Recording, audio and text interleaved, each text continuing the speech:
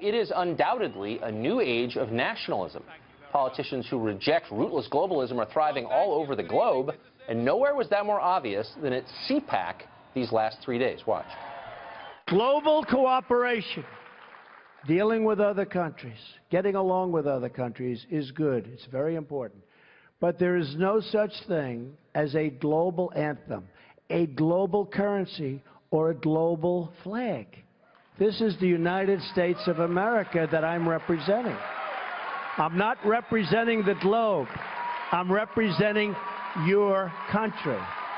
It's not only not going to get better, it's going to get worse every day in the media. And here's why. But by the way, the internal logic makes sense. They're corporatist, globalist media that are adamantly opposed to an economic nationalist agenda like Donald Trump has. I always believed that we should govern our own country. I always believed we should be free to reach out and make our own deals with our real friends in the world. And it's funny, our real friends in the world speak English, have common law, and stand by us in times of crisis. You may recognize that man. That was Nigel Farage, who knows quite a bit about running a successful nationalist movement. He once headed the UK Independence Party and was a top backer of the 2016 Brexit referendum that demanded Britain's withdrawal from the European Union. Nigel Farage joins us now. Nigel, thanks for coming on. So, thank you. I think it's fair to say it's official. Nationalism is now global. It's obvious. There's no denying it with the president's speech. Why? Well, you say nationalism. I actually call it nationism. Okay. We believe in the nation state. That is the unit we identify with. That is what we feel part of. That is what we cheer for in the Olympics. And if necessary, that is what we're prepared to fight for. It embodies our values, our families, our communities, our heritage, our identity, maybe even our tribe. And I think what happened in 2016 with Brexit and with Trump, and I believe is going to roll out through 2017, is a return to normality. What the globalists tried to do was to destroy the nation state. And what those two big events of 16 did was to re-establish the democratic nation state. And that is right and proper and normal. So the nation state is such an obvious arrangement. It was organic. People created them because they wanted them. I guess the obvious question is, why did so many people in power spend so much time trying to obliterate them? What was their motive? Well, one of the motives was that France and Germany, every 25 years, kept fighting each other. Exactly. So they kind of wondered, how do we stop the Germans from crossing the Rhine and trying to smash the French? And they thought if they merged the two countries, that might be a way to do it. But just as with communism, the big idea that came before this, the road to hell can be paved with good intentions. The mistake they made was this: provided nation states are democratic, they will not fight and they will not go to war with each other. And if you try and give people a false identity, a false flag, a false god, if you like, then they will rebel and turn against it. And I think that what the European Union was kind of a prototype for a bigger form of global government. And had Hillary Clinton won, you would have become part of it. So thank goodness that Trump has stopped the rot. Right, and there would have been an even bigger reaction against it, I predict, in 4 years. So I think American nationalism is a good thing, a benign thing. I think the same of British nationalism. I think most people would agree deep down. Should we be as excited about the prospect of, I don't know, German nationalism or Japanese nationalism? Are all nationalisms created equal, and should we like them all? Well, that depends.